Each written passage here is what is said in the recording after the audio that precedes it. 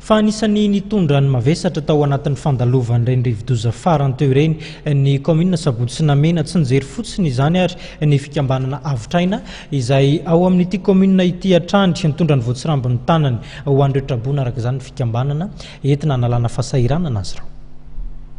Trabona enjato eo avy amin'ny fokotany tsara farasina mehana avy amin'ny commune Sabotsy Namena no nahazo fanampiana avy amin'ny fikambanana Avitraina androany. Biscuit sy savony ary sira no nentin'ny fikambanana nampiana ireto trabona ireto no ny fandalovan'ny rivodoza farany teo. Mitarika izao ny mpikambana voalohany dia ny filoha izany Ramatoa Andriamosa Ajalalao.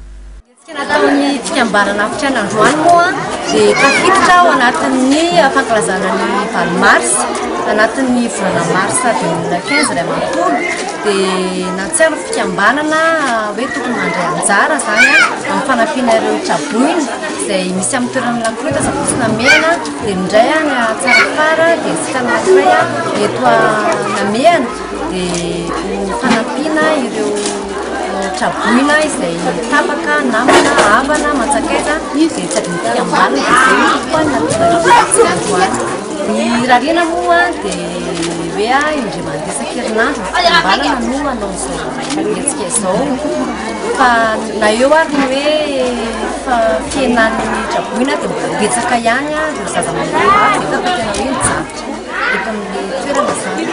Ankoatran'ny biscuit sy ny savony ary sira ireto dia anorosoana sakafo masaka vary sy laoka ihany koa ireto trabona ao Sabotsy Namena ireto. Izao fanampiana ny trabona izao dia tafiditra ihany koa amin'ny fankalazana ny andron'ny vehivavy.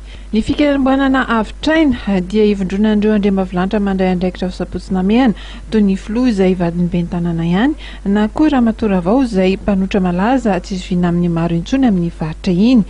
Ankoatran'ny fanomezan-tany ireo trabona dia maro ihany koa ireo hetsika sosialy sany ny fikambanana vehivavy Avitraina toy ny fanaovana didy-poitra vahobe.